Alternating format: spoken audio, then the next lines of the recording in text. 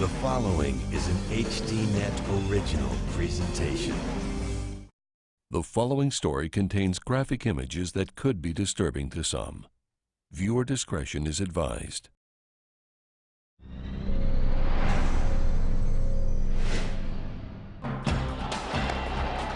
Tonight, unrest and revolution rock the Middle East. A status quo shattered. But one volatile place hasn't appeared in the headlines. The West Bank.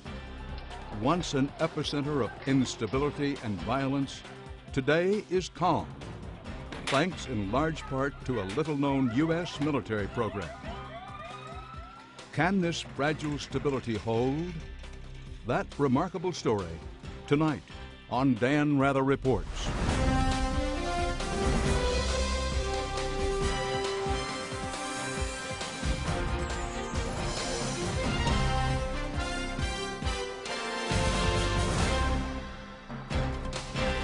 Good evening. We come to you tonight from the line between Israel and the occupied West Bank, a place that has long known violence, but where now there is calm, bustling business, new security. But there remains concern that this can't last and that there could be a return to bloodshed.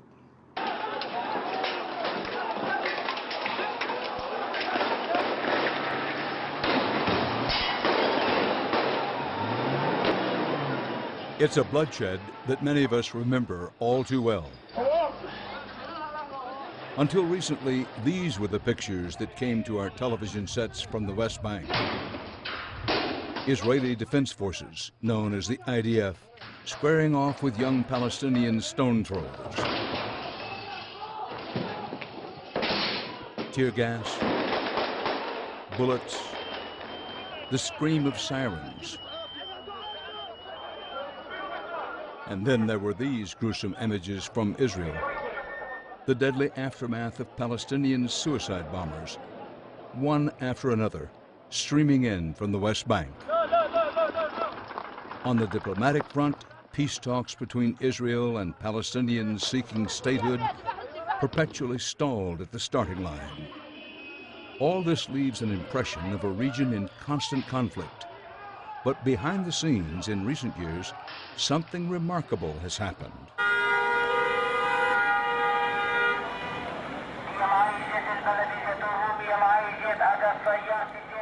Tonight, we are taking you to a West Bank as you've probably never seen it. Even as much of the Arab world erupts in protest, the streets in this place, known for unrest, remain surprisingly calm, safe, even vibrant. This is $2. You know this money? Yeah, it's rare. A big change from the flying bullets of just a few years ago. Part of the new reality is a Palestinian security force that is now a visible presence on West Bank streets. Its troops are disciplined, professional, armed, and uniformed. But behind these fresh forces is a hidden presence, one that many are uncomfortable discussing.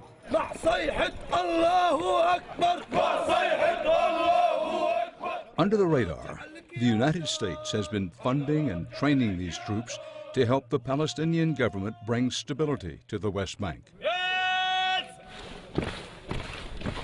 Yes, you heard that right. Palestinian soldiers, once the sworn enemy of Israel, now being trained by the United States.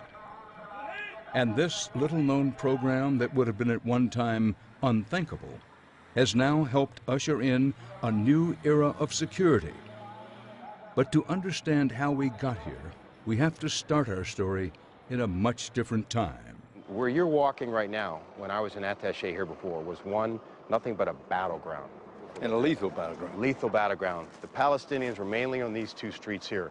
The IDF was nominally over here at the time because it was protecting their flank, which is where the Israeli settlers lived over there. Retired U.S. Army Colonel Philip J. Dermer has witnessed the security improvements here firsthand.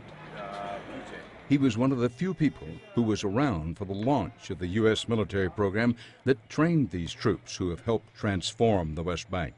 This is a central market, so this is where all life exists in any one of the cities in Palestine. Come in from the villages, buy their goods, and go out. Very simple, as you and I have seen many times. Colonel Dermer came to the Middle East first as a young backpacker and went on to spend much of his 30-year military career in the region. We brought him back here because he is one of the few American officials who has spent a lot of time serving in the West Bank. Palestinian Authority control over here. He painted a picture of what it was like to witness the Israeli-Palestinian clashes from the front lines. So if the Israelis are shooting right here, which they would be doing, the Palestinians are here with rocks, okay, and we'd be in a safe position. This shop would be shut, but this guy would have the lights on and the shutter open, just hopefully somebody might duck in the middle and buy something and then run home. It's not funny. It's not funny, but it's very human that even in the middle of this conflict, these guys are trying to make a living. Right. So now that it's all out and about again, mashallah, Arabic for great, okay, now they can go about their business, right? And they're loving it. You see what's happening. It's booming. And the security's out here. It is booming. It's booming. It's packed. And there's no Israelis now. There's no IDF. Once upon a time, you'd see towers around here, okay, but they're out of sight now. The West Bank is a piece of land smaller than the state of Delaware. Perched between Israel and Jordan, it's home to 2.5 million Palestinians and some 300,000 Jews. The six-day Middle East war echoes along a second front, the diplomatic struggle at the United Nations Security Council. For decades, the West Bank has been at the center of one of history's most intractable conflicts. Israel reports close to 700 of their troops killed, over 2,500 wounded. In 1967, Israel's Arab neighbors attacked the Jewish state in an effort to wipe it off the map. It was the third full-scale assault on the young Jewish state, a defining reminder that tiny Israel was surrounded by enemies. The battle for Bethlehem is brief, bloody, and decisive. But Israel fought back, and in a stunning series of battles, seized control of its enemy's land, including the West Bank from Jordan and the Gaza Strip from Egypt. For more than 40 years now, Israel has kept these territories as a security buffer. It's a state of uneasy occupation, made more explosive by the Israeli government's controversial decision to open up the land to Jewish settlements, now a major sticking point in the peace process. But throughout the West Bank, there's a new optimism. Business is booming. New construction is everywhere. There's even a 5-star hotel that just opened. On the surface, at least, there's a sense of normalcy. Colonel Dermer and I went to a popular restaurant in the city of Ramallah where families were out for a Sunday night dinner. And when you sit down and you talk with the people, you begin to wonder, so what's the beef? What's the big deal going on here? Well, what is the big deal over? Well, as you well know, this conflict has been going on for a long time. And it's been one of the, I would argue, one of the focuses or the darlings of American strategic policy for many, many years. I've been in it personally for over 30 now. Traveling and living here as a private citizen, going to school here, from being an attaché here, from being a soldier here, from being part of the peace team, 1 or 2 of the peace teams that came out here, from being an advisor. And what's going on, I would argue, you could go all the way back to the Bible if you wanted to. But at the end of the day, when you get here and when you work here, you find out that these problems aren't so super scientific, they're not so out of the ordinary, they're basic human problems. What's going on behind that, though, however, is way more complicated and way more, there's a lot more context to it than I think that we get in the newspapers. Dermer cited as an example the drop in suicide bombings in Israel. There hasn't been a strike for nearly 3 years. A great deal of credit has been given to a more than 200-mile-long barrier built by Israel to cordon off the West Bank. Before the barrier went up, there had been dozens of suicide bombings each year by Palestinians trying to break the will of their Israeli occupiers. What has gotten much less attention is what the Palestinians have been doing. The West Bank may not yet be a Palestinian state, but it's starting to act like one. One reason why the whole world is looking at this issue with greater sense of urgency is precisely because they're looking at what we're doing on this other track of getting ready for statehood. I'm still betting on it. Salam Fayyad is the Prime Minister of the Palestinian Authority, which has governed most of the West Bank since serious talks of statehood began in 1993. Fayyad's a U.S.-educated economist. He was a member of Yasser Arafat's government, but unlike his late boss, is much more egghead than revolutionary. As Prime Minister, his leadership has focused on the banalities of good government, building institutions, roads, opening schools, promoting separation of powers, and developing professional national security forces. All this to show the Israelis that Palestinians are ready for statehood. Fayyad says the results speak for themselves. Let me tell you the one statistic that, as a matter of fact, tells it all. Tells it all. I mean, I can tell you, give you a list of projects, number of schools we built, roads we paved over the past 2.5 years. But then, for the first time in many, many years, year 2009 appears to have been the first year in which the number of people coming back to Palestine crossed over with the curve that represents the number of people leaving Palestine. People are voting with their feet, so therefore people are more optimistic. Count Western powers like the United States, Europe, and even Israel among those who are at least cautiously optimistic about Fayyad's government and the stability he's helped bring to the West Bank. It's a far cry from when Fayyad took office in 2007. At that time, a near civil war was raging in the West Bank. The Islamist group Hamas and the Palestinian Authority fought bloody street fights for control of the Palestinian territories. The challenges that we faced in mid-2007 were absolutely enormous. Not many people gave us much of a chance. That's true. I did not give us much of a chance, to be honest with you, myself. But somehow we managed to move the country away from the brink of complete collapse. So conditions were extremely difficult. Would you say improvement in security is the number one thing? Absolutely. You cannot expect people to stick around if they do not have sense of personal security. Today, the calm of the West Bank seems almost unremarkable. But getting to this point was never guaranteed. Consider the other Palestinian territory, the Gaza Strip. Its economy is a mess, it's isolated, and it's ruled by Hamas, a group bent on the destruction of Israel. The United States considers Hamas a terrorist organization and was determined to keep the West Bank from falling into its hands. In 2005, that mission was given to U.S. Army General Keith Dayton, who was posted to the region with little specific direction from Washington. He was told to come into Palestine and see what he can do to facilitate the developments of the Palestinian security forces. You know, get on the ground and see what can be done, boots on the ground. Very simply put, I mean, there wasn't any written mandate or written instructions. In a way, was he left on his own? He was very much left on his own. He was not given any money. He wasn't given a whole lot of adult guidance from Washington, and he came out and he set to work. Fair or unfair to say that in very large measure, we and everybody else have him to thank for this improved security that we see now. We do. We do. As a part of it, he played a key part. His efforts are not the reason that we have improved security now, or that Israel and Palestine do, but very much a key part of it. Very much. Without his effort of, in a sense, stumbling, breaking walls, breaking phalanxes, battling even U.S. government elements, and not just Palestinian and Israeli elements, we wouldn't be where we are today, and that's my thesis. Colonel Dermer worked alongside General Dayton and marvels at Dayton's legacy, a program that has trained some 3,500 new Palestinian security officers, now busy keeping watch over the West Bank day and night. هتطلعوا كيفية الصعود المركبات زي ما تعلمت. We rode along with them on one of their nightly patrols.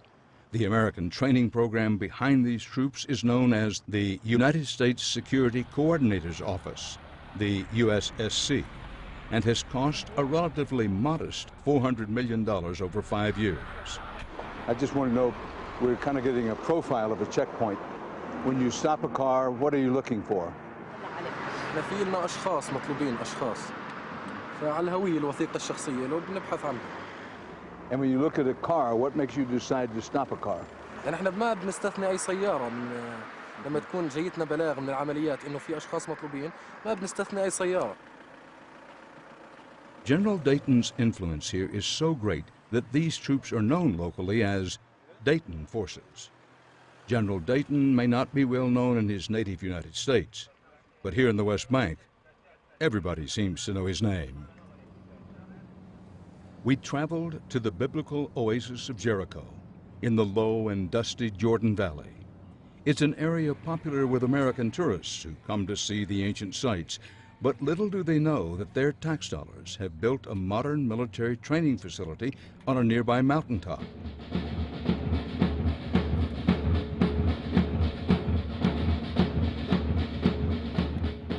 We were the first American news crew invited to film at the training center in Jericho.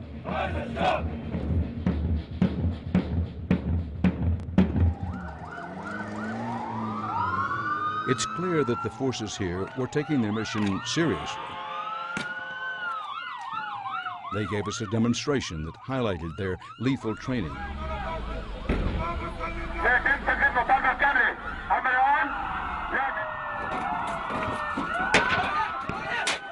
And it's pretty easy to see what they are preparing for. Terrorist attacks, hostage situations, gun battles in the streets, even hand-to-hand combat.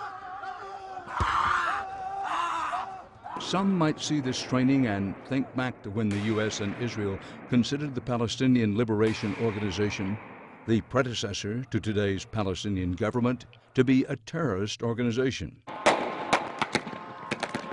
But these security forces and the Americans who have supported them say they are a force for peace. You won't see any American instructors at this facility. They're at a base in Jordan, where these soldiers received their initial training. The U.S. Security Coordinator's office forbid us from filming there. But the troops here in Jericho were eager to show us the return on the U.S. investment. We got a tour of the base and sat down with Major Atef Nasser, who was in charge.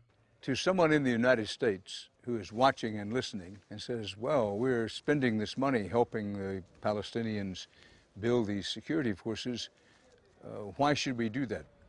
يعني في بداية حديثي بوجه الشكر للحكومة الأمريكية والشعب الأمريكي الصديق لأنه أقام إن هذا الصرح أو المؤسسة وساعدنا في بناء هاي المؤسسة.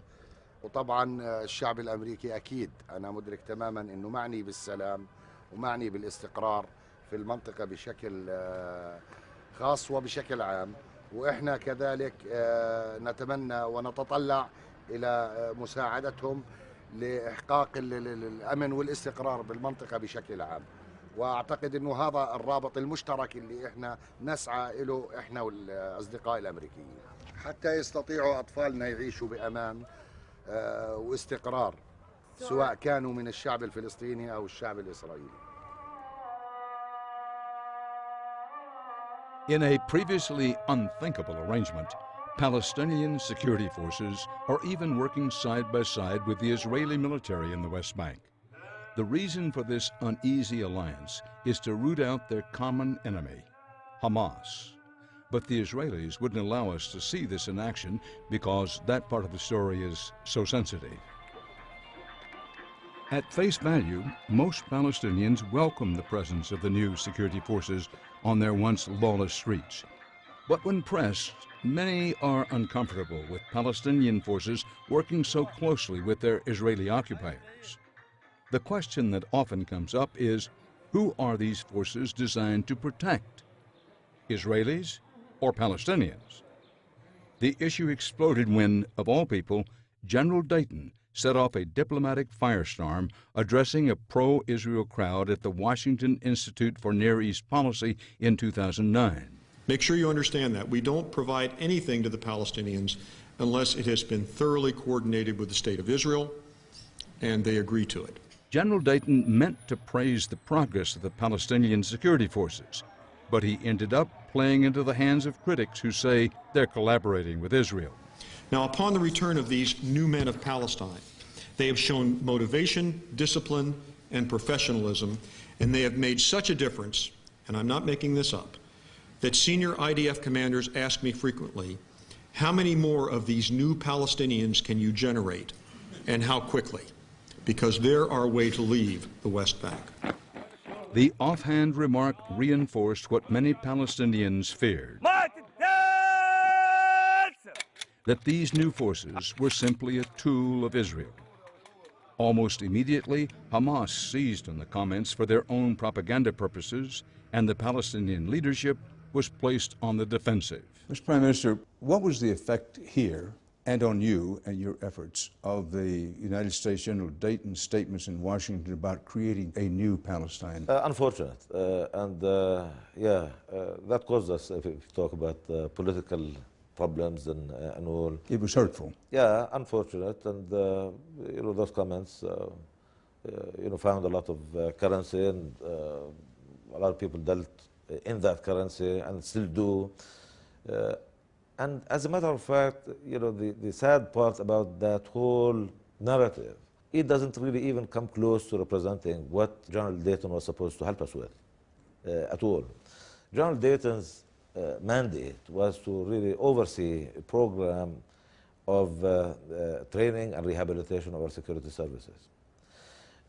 In the main, that meant overseeing the training of newly recruited young people joining the security services. Today, more than 3.5 years later, we have managed to employ and train about 3,500 new officers. I can see this new generation of officers yes. On the street. Yes. In Ramallah, yes. Hebron, all around. It's a new generation. Definitely. That's the future. And you're giving him credit for helping to. Well, there's no question. The program, the substance of the program, is something that we very much wanted and we benefited from.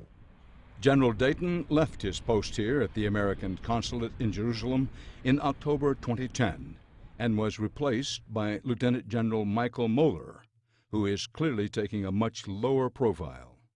We requested several times to interview General Moeller, but were told not to anticipate that happening. We then asked to talk to any member of his staff, but his spokesman responded in a final email, quote, "At this time, nobody from our office is doing interviews, neither in print or electronic." With the current government on the West Bank, how long can they go? My arguing, strong argument, listen folks, we brought you security. It's safe on the streets. We have their version of kind of a National Guard. We have a good police force. How long can the current government here in the West Bank go with that argument with nothing else behind it? Time we don't know. Clearly we don't know. But I think it is a fair analysis and assessment that we do know, and the actors do know here in the West Bank and the Palestinian Authority, that trouble is on the horizon if we don't get more than just new young Palestinians in uniform. Because it has to be for a purpose. What's the purpose? If the purpose was to serve Israel, that's a problem for Palestine. In the greater face of things, yes, violence is down, fine. But in the purpose of establishing a two states side by side, living in peace, democratic or not, we can deal with later. Palestine, Palestinians, the great families that are sitting out here with dinner just have to see what it all means. I see the nice uniform, I see the young face, I see the gun, okay, my neighborhood is better for sure, I can walk the streets again, but what exactly were you built for? When we return, we'll give you a look at what might undermine all this progress. So stay with us.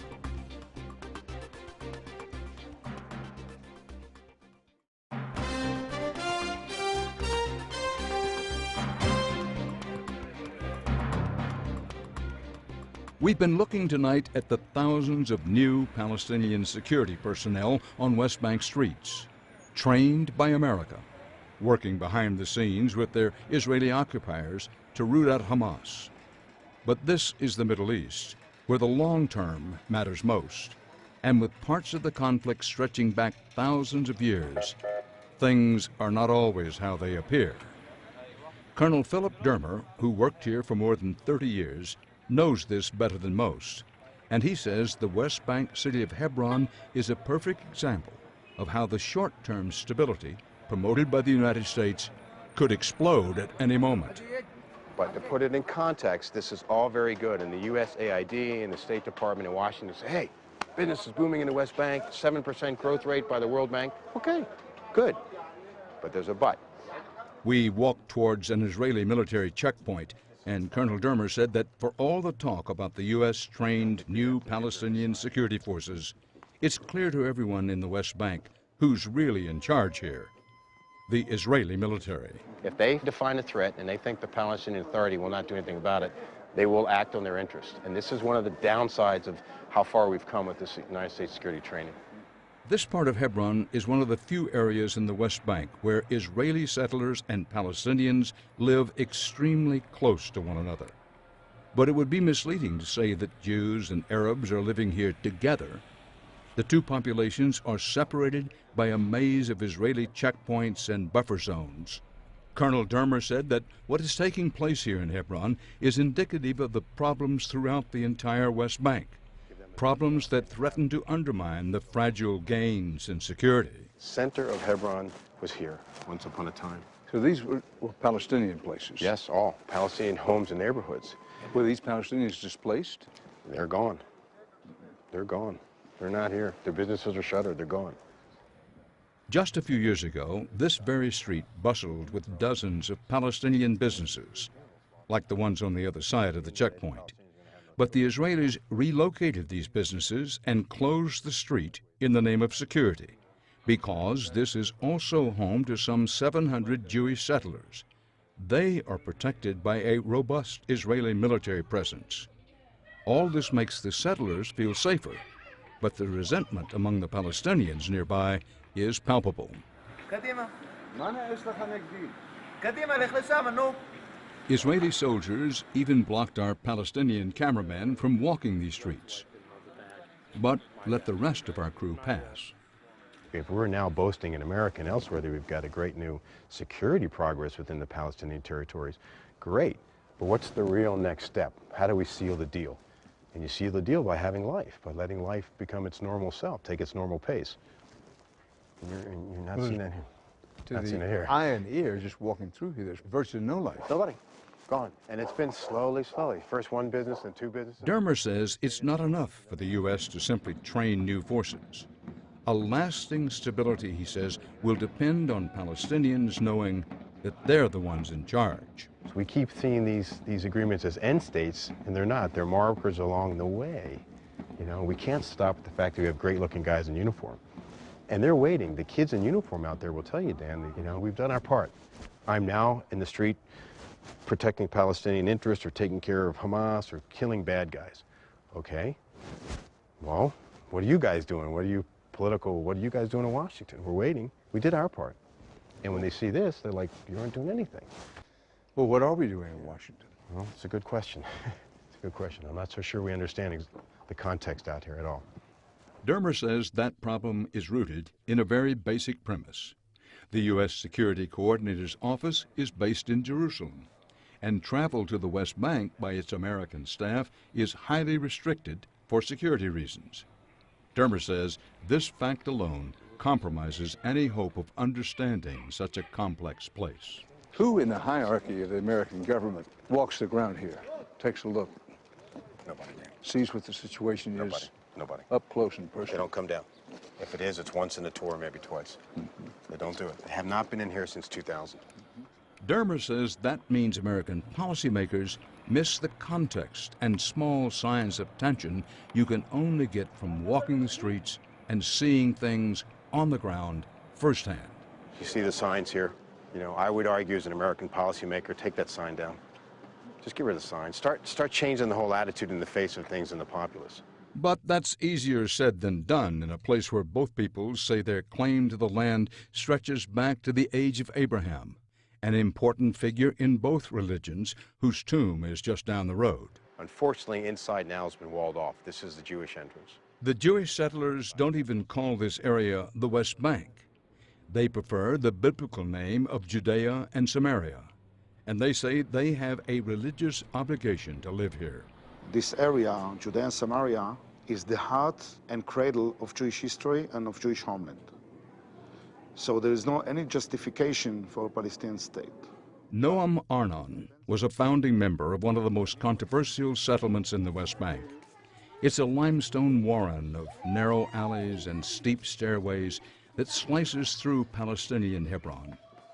Arnon says it's the Palestinians who are to blame for the closed streets and Israeli military presence. Now, Jews lived here hundreds of years. Why can't they live here again? I think the Arabs have to ask themselves why Jews have to be protected. It's in their hands.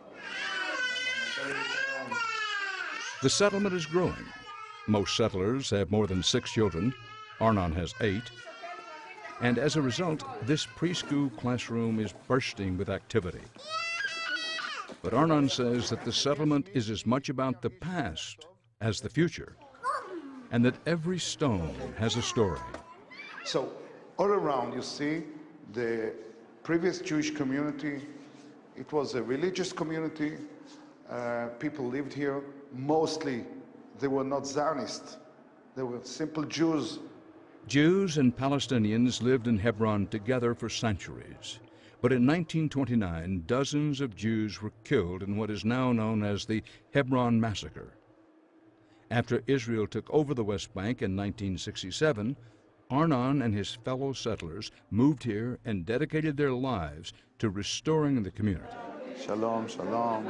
They built a museum to Hebron's Jewish history, and they invite school children from Israel to come here to hear the story, with the hope of showing them why this settlement is worth protecting. I think the most important thing for people in their life is to do something important, to do something meaningful. And that's what we feel here, that by living here, we are doing something very important. We continue the Jewish eternal chain in Hebron, and we say no to terror. Arnon says he and his fellow settlers fear the United States and Israel are making a dangerous bet by training and working with Palestinian security forces. Forces, he says, could one day turn their guns on not only the settlers, but the Jewish state itself. I think this is a mistake. So I want to advise to the American administration, General Dayton, and to the state of Israel, and to the American security leaders. I mean, they should reconsider it. They want to build a force that they can rely on. The question is if they really can rely on that. Arnon brought our crew to a bluff within the settlement overlooking downtown Hebron. He denied that there was any reason for Arab resentment of the settlers. From here you see the town of Hebron. It's something that maybe people in America will not understand. But it's a fact, it's a law. Jews are limited to one street to 3% of the town.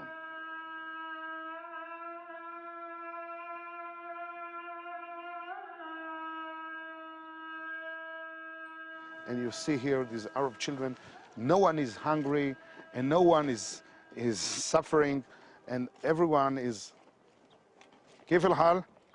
الحمد لله كل شيء منيح؟ انت كويس؟ ليش انت جو تو المدرسة لقيت؟ لا كل شيء منيح؟ كل شيء يلا على معكم. I think it's very clear. For all the talk of security and prosperity in the West Bank, one still feels the tension here. And it's not limited to the Jewish settlements. It's true the Palestinian security forces earn high marks from the Americans and many Israelis and Palestinians. But some say this intense focus on short-term security has led to brutal repression and human rights violations that, in the long run, could bring chaos back to the West Bank. Chaos similar to the unrest now sweeping across the Arab world. That part of the story when we return.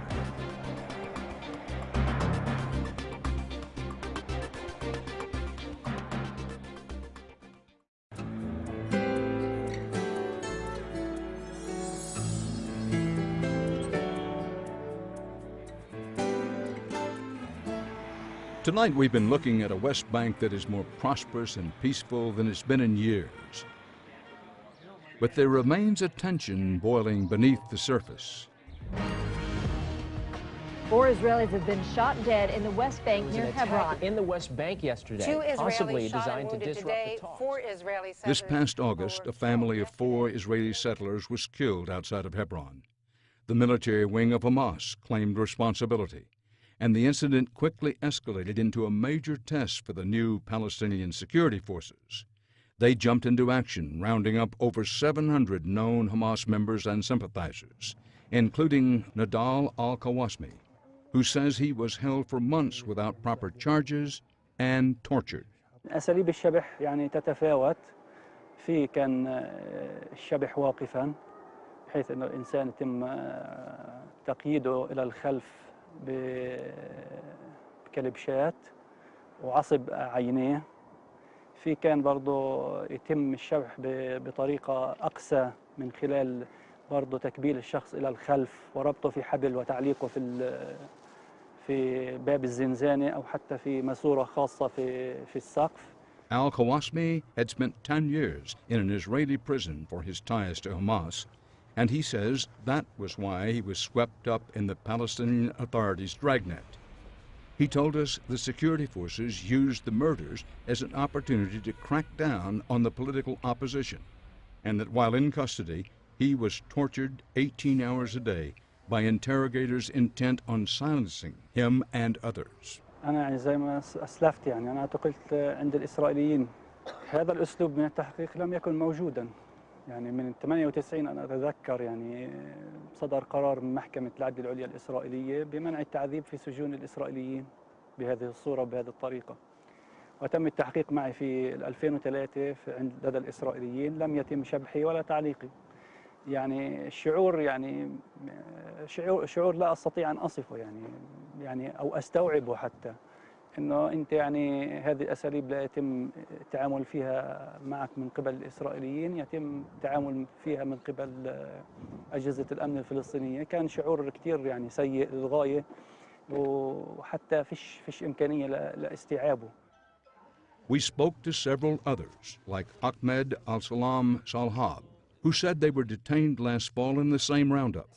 They were all referred to us by the Palestinian Authority's own independent human rights office, which investigated and found their allegations credible. Salhab, an auto parts dealer outside Hebron, now needs crutches to walk because of injuries he says were sustained during prolonged torture in a Palestinian prison. طبعا السجن تحت الأرض درجة حرارة عالية جدا، يعني ما فيش فيه نفس، فيش فيه هواء اللي يتنفس، يعني يفتقر إلى الحياة، يعني ما حدا بيقدر يعيش فيه نهائيا. لما دخلنا غادة طبعا حد ما دخلنا الجميع كل واحد حطوا الكلبشات في ايديه ورا وربطوه على كرسي. عليت بعد زي ما ذكرت بعد 5-6 أيام أنا بطلت أقدر أوقف على رجلي خضرت هذه من أثر الغضاريف الموجودة في ظهري من أثر التعذيب. صاروا يحملوني حملان على الحمام، بطلت اجري هدول بطلت نهائيا يعني اقدر اوقف عليهم. صاروا يحملوني حملان على الحمام، طلبت منهم نقلي للمستشفى عدة مرات وقديش ألحت عليهم نقلي للمستشفى، فكانوا يودوني على المستشفى يضربوني إبرة ويرجعوني. Back in Ramallah, I asked Prime Minister Fayyad to address the allegations of torture by security forces under his control. I want to come to a subject which nobody wants to discuss, yes, but has to be discussed. I've talked to several people in recent months who say that they were tortured in recent months by Palestinian Authority security forces. Now, you must hear this. You must know about this. Yes. What measures have you taken? What specific measures have you taken to ensure as best it can be done that human rights aren't sacrificed for security? It's more than I hear about it. It's a matter of complete preoccupation. I hold security meetings here in my office for the chiefs of our services. And they would tell you, as would our local commanders when I visit various districts, that's the first item on my list to check on, how prisoners are treated, abuse of any kind. It is definitely inconsistent with a key value and foundational principle on which the state is going to be founded, respect of human rights. Are you or are you not concerned that you are already, but will be increasingly accused of sort of being, I'll use the phrase, a, quote, front man for the United States and for Israel? Because there are people who say, yes, he's brought security, he's definitely improved security, but this is really a result of Israel and the United States, and they'll spread that word among the people. Are you concerned about that? Number one, I'm not really someone who feels they have to defend having good relationship with the United States. To the contrary, I'm someone who's proud of that.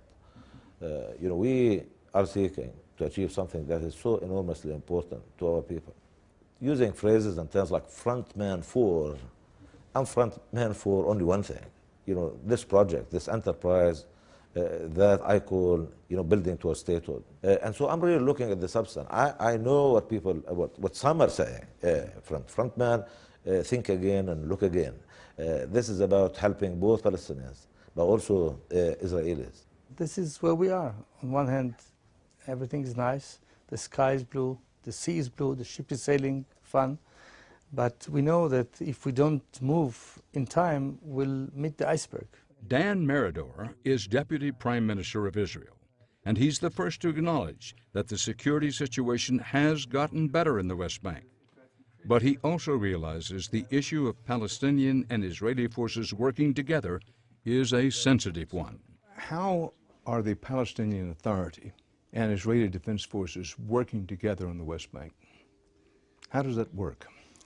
Well, it works in a way that the Israeli army and security services help the Palestinian Authority not to allow Hamas to infiltrate or incite or build terror cells or kill people, which they are trying to do. And there is a much more intensive cooperation.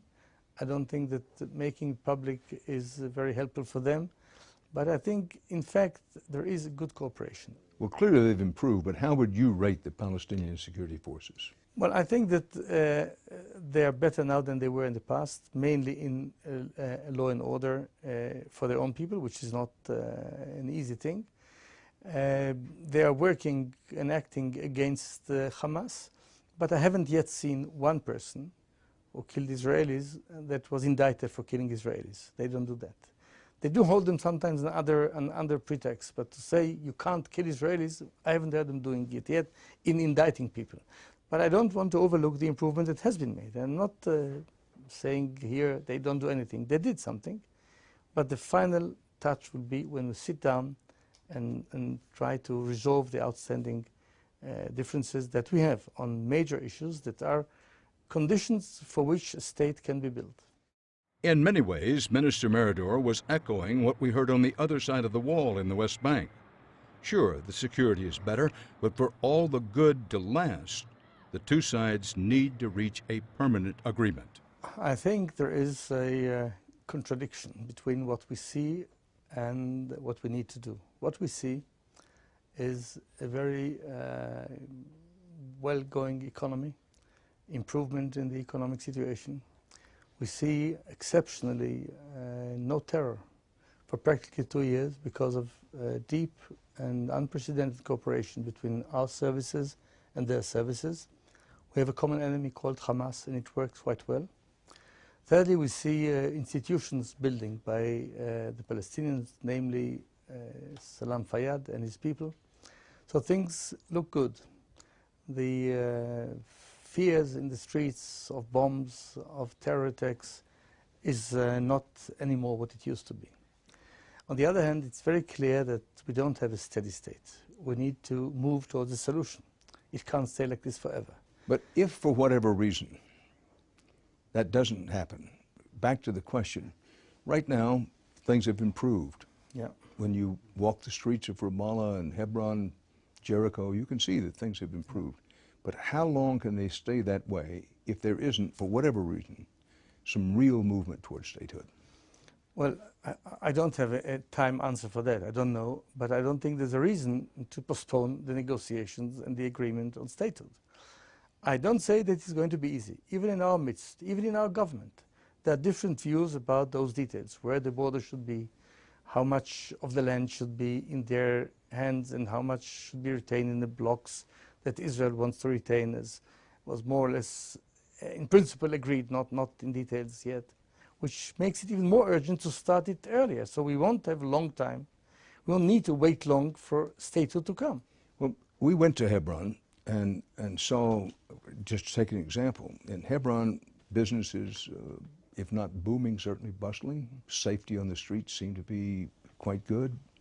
even soccer matches at night from time to time, which would be inconceivable not long ago. But all of that, and yet the Israeli settlers living right in the heart of the city were basically walled off. Is there an understanding in the Israeli government and with the Israeli population why the local Palestinian population would find that so provocative, and what can be done about it? As you say rightly, there was a very dangerous situation. There were attacks on Jews, people were killed in the streets. It was quite tough. So all sorts of walls and fences have been built, and places have been closed for Arabs because of protection that was needed to protect the lives of the people. Very few, hundreds of Jews who live among 100,000 and more Arabs. My feeling in principle, I don't know the details yet, that the better the situation on the ground is, the less security restrictions are needed. And I hope that if the situation continues and improves to be really a peaceful situation between the majority of Arabs and the minority of Jews living there, then the security barriers or arrangements could be eased for the benefit of both populations. I think it's important. People don't want to live in a situation of a wall, either those protected by the wall or those that are barred by the wall. It's unnatural. But in order not to have a wall and having the responsibility for people's life and the history of the very tough and cruel attacks on the Jewish population there, we take the steps cautiously. But we need to go in that direction.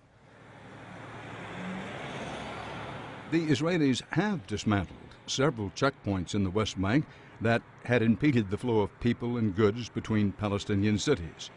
It's an acknowledgement by the occupiers of the improved security. But at the barrier separating Israel from the Palestinian territory, checkpoints remain, stifling commerce and inflaming passion. Thousands of Palestinians passing in and out of Israel each day on their way to work are held up for hours at a time. Many we spoke to here say this is one of the most dehumanizing, frustrating, and inconvenient aspects of Israeli occupation. Now, quite a few Israeli checkpoints have been dismantled, no longer exist.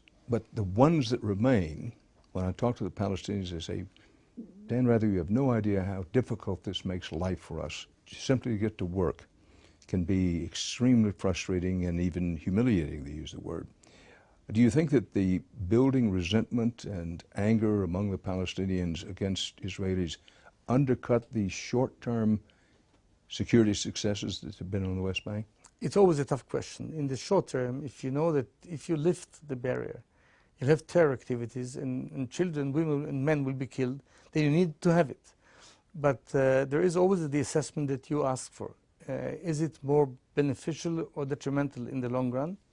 And I think the fact that we've removed many of them is a sign that we have reconsidered and said things have changed, let's remove. So we need to remove as much as we can. But on the other hand, why don't we have any terror at all? It didn't come like this. It came because we built this fence and we built certain checkpoints so that terrorists who still exist can't move that easily. So there is always a balance. As long as there's no terror, we should remove more and more obstacles to the point that we feel that it's irresponsible to do it for people's lives.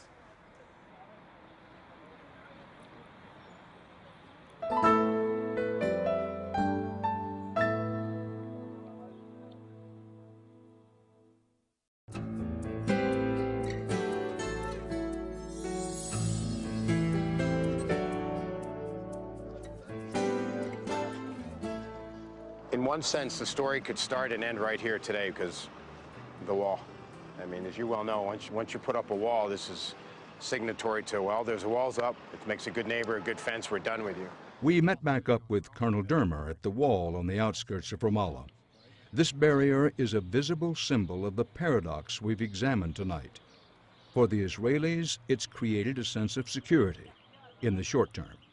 But Colonel Dermer says there are long-term costs. Drastically changes the lives of Palestinians because now you can just no longer drive through a checkpoint. You have to stop, drive through, wait in line. You've got a big transiting station that you might have to walk through. There's Israelis behind armored glass, Israeli soldiers behind armored glass. There's no human contact whatsoever.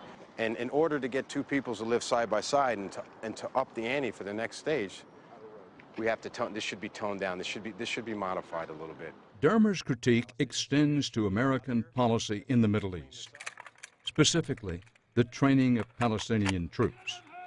As we've seen tonight, this program has brought an unlikely stability to the West Bank, but Dermer says it hasn't eased the deeper frictions on the ground. Dermer, who's now retired, documented his critiques in a searing memo he sent to the U.S. Security Coordinator's office, American diplomatic staff, and military and elected officials. The memo created a stir, and its impact grew when it was picked up and published by an academic journal. It is now cited regularly in policy discussions in Washington about the future of American efforts in the West Bank. But Dermer says the first thing any policymaker should do is come experience what life is really like on both sides of the fence. What has to change is not security in the sense of killing people and capturing terrorists. What has to change is a sense of daily life. Is my life better? Can my kids go to school? Can I go to work? Can I get around and can I come home? Period. If you have to face this every day, which you do, this can really take it out of you. In recent weeks, we've seen in Egypt and across the Middle East that walls and troops can only contain public discontent for so long. How policymakers in Ramallah, Jerusalem, and Washington respond to this shifting momentum will set the course for peace or further unrest in this volatile region. We'll be watching. And that's our report for tonight. For HDNet, from a checkpoint on the line between Israel and the West Bank, Dan Rather reporting. Good night.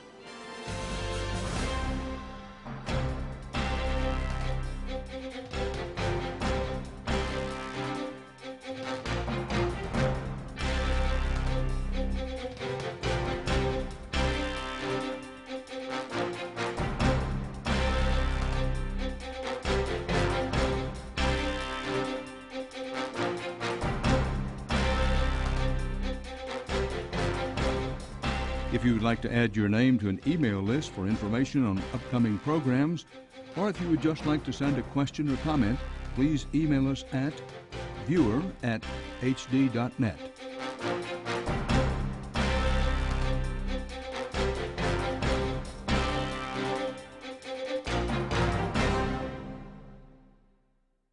Something remarkable has happened.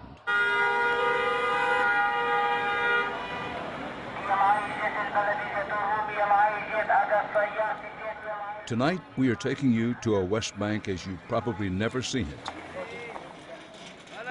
Even as much of the Arab world erupts in protest, the streets in this place, known for unrest, remain surprisingly calm, safe, even vibrant. This is $2. You know this money? It's rare. A big change from the flying bullets of just a few years ago. Part of the new reality is a Palestinian security force that is now a visible presence on West Bank streets. Its troops are disciplined, professional, armed, and uniformed. But behind these fresh forces is a hidden presence, one that many are uncomfortable discussing.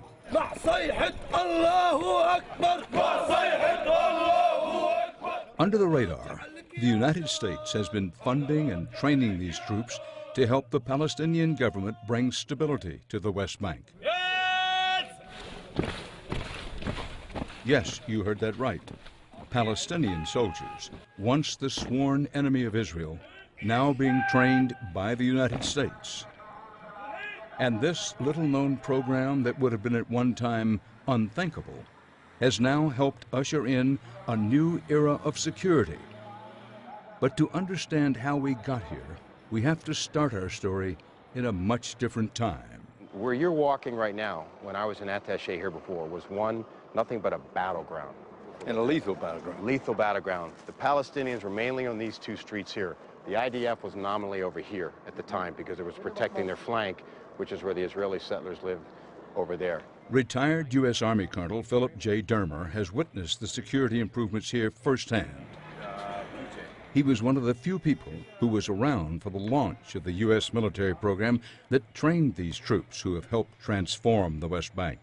This is a central market, so this is where all life exists in any one of the cities in Palestine. They come in from the villages, buy their goods, and go out. Very simple, as you and I have seen many times. Colonel Dermer came to the Middle East first as a young backpacker and went on to spend much of his 30-year military career in the region. We brought him back here because he is one of the few American officials who has spent a lot of time serving in the West Bank. Palestinian Authority control over here. He painted a picture of what it was like to witness the Israeli-Palestinian clashes from the front lines. So if the Israelis are shooting right here, which they would be doing, the Palestinians are here with rocks, okay, and we'd be in a safe position.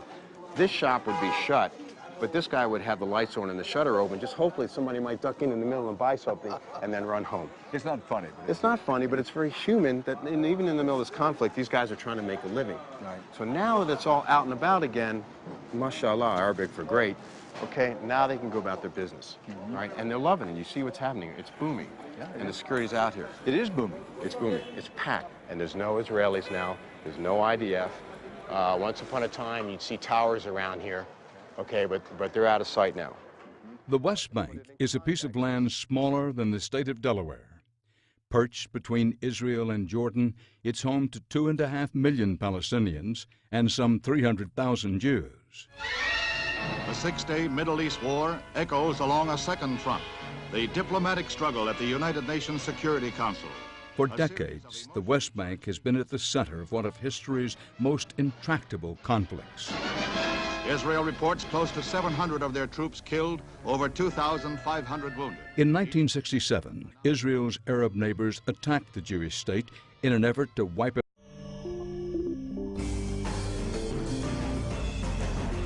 The following is an HDNet original presentation. The following story contains graphic images that could be disturbing to some. Viewer discretion is advised.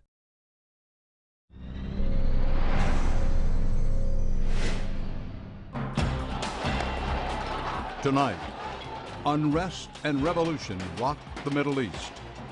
A status quo shattered. But one volatile place hasn't appeared in the headlines. The West Bank, once an epicenter of instability and violence, today is calm, thanks in large part to a little-known U.S. military program. Can this fragile stability hold? That remarkable story, tonight on Dan Rather Reports.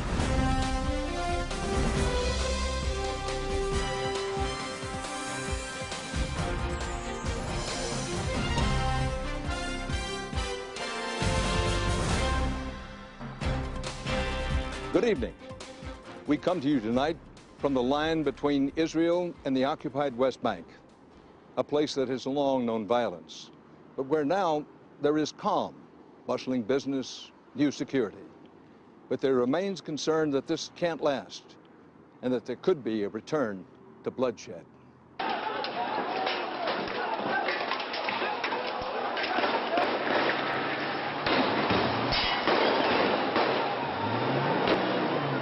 It's a bloodshed that many of us remember all too well. Until recently, these were the pictures that came to our television sets from the West Bank. Israeli Defense Forces, known as the IDF, squaring off with young Palestinian stone throwers. Tear gas, bullets, the scream of sirens. And then there were these gruesome images from Israel. The deadly aftermath of Palestinian suicide bombers, one after another, streaming in from the West Bank. On the diplomatic front, peace talks between Israel and Palestinians seeking statehood perpetually stalled at the starting line. All this leaves an impression of a region in constant conflict. But behind the scenes in recent years, something